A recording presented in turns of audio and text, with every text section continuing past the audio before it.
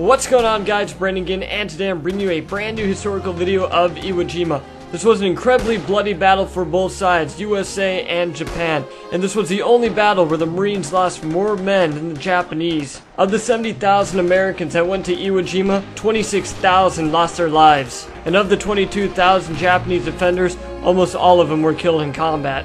Now, of the research I did of Iwo Jima, there are some very arguable claims, like why didn't we starve the Japanese out and just basically make them surrender and submit? And then there's the other side of the argument. B-29s would run missions to Japan from Guam, Tinian, and Saipan, and Iwo Jima sits about 650 to 700 miles south of Tokyo, and this meant when B-29s were on their way back to the airfields, they would cross within fighter range of Iwo Jima, getting slammed and riddled with bullets. So the decision was made to invade Iwo Jima. The US also wanted to capture the airfields on Iwo Jima to station P-51s on to provide fighter support with the B-29s all the way to Japan. Now, Iwo Jima was the definition of hell, a volcanic island with no trees or foliage, just that volcanic rock that the Japanese were dug into.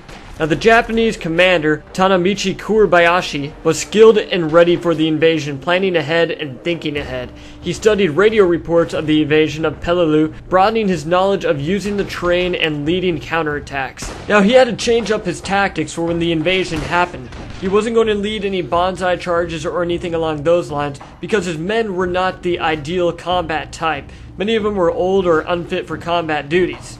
But when there's a will, there's a way. He made the Americans fight for every inch of land that they were taking on Iwo Jima. In his mind, he knew that they were going to lose, but his goal was to inflict as much damage as he possibly could, so maybe they would reconsider a landing on Japan. Now, Iwo was a fortress, miles of mining tunnels converted into military positions ready for combat, with pillboxes, landmines, artillery, you name it, they had it and they were ready. However, once they were out, they were out. They were not getting any more reinforcements or supplies to continue the battle. As for the US, it was almost a guaranteed success. Naval vessels, air power, and reinforcements would only be a matter of time until they took the island. But the US servicemen were still in for a huge fight. The strength of the Japanese forces on the island were underestimated by almost 70%. On February 19th, the Marine invasion began, and the goal was for the 5th Marine Division to cut straight across the island, splitting Mount Suribachi from the rest of the island, then capturing it. Now, Mount Suribachi was a critical point to take because of the shooting and height advantages over the whole island. Then, the 4th Division would secure the airfields. After Suribachi was taken, the 4th and 5th Marine Divisions would run the island parallel. The 5th Division would take the west end of the island, while the 4th Division took the east end, and then they would both end up pushing north. Now, like I said before, the Japanese forces were highly underestimated by 70%, and it was estimated that the battle would only last for 10 days. However, this was incredibly wrong. It turned into 36 days of pure hell. And when the Marines first landed, conditions were practically nowhere near perfect. It was almost like the island was fighting back against them. Now, the terrain on Iwo Jima is unlike other islands that the Marines had previously landed on.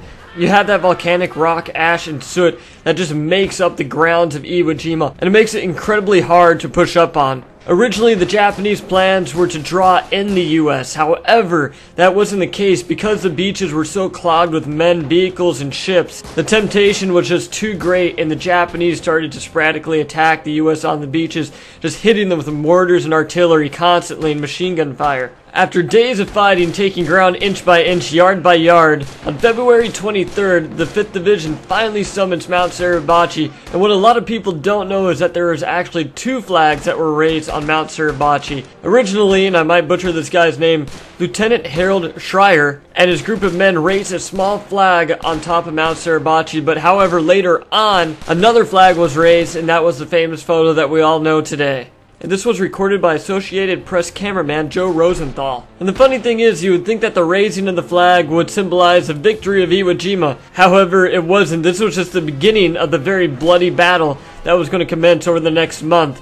And of the 6 men who raised the flag on Iwo Jima, 3 of them would only make it through to the very end.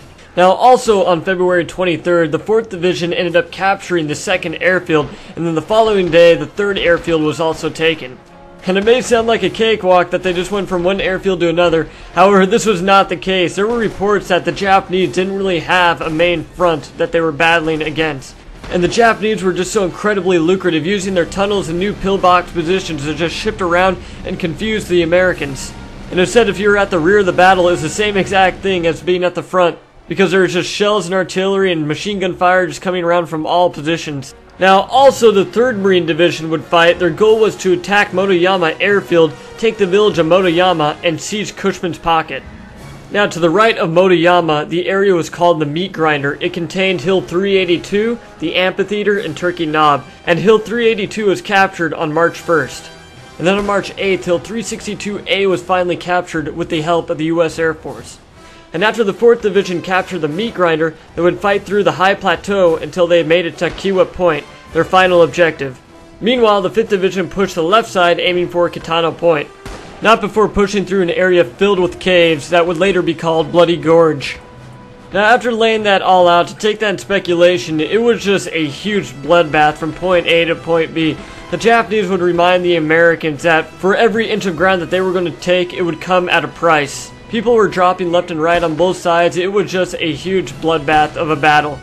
Now, to sum this all up, the 3rd Marine Division started to slowly wear down the Japanese resistance at Cushman's Pocket. And if you guys have ever seen the movie Letters from Iwo Jima, there was a scene in there where the Japanese colonel Baron Takeshi Nishi was blinded in battle and took his own life. Well, that is what happened at Cushman's Pocket, which the fight for it finally ended on March 16th. Now, the 5th Division started their final push against the Japanese resistance at Bloody Gorge, and while the battle was commencing, Admiral Chester Nimitz issued a statement saying Iwo Jima was secured, and this didn't really sit well with the Marines considering there's a lot of battle to be done still, and that's a lot of bloody battling for that matter. And not to mention General Kuribayashi was going to make his final stand at the Gorge, so he had a large sum of men getting ready to battle to the end, so there was still a lot of battling to be done. Now, while the 5th Marines were doing battle, the 28th Marines took position overlooking the gorge, helping push back the Japanese resistance.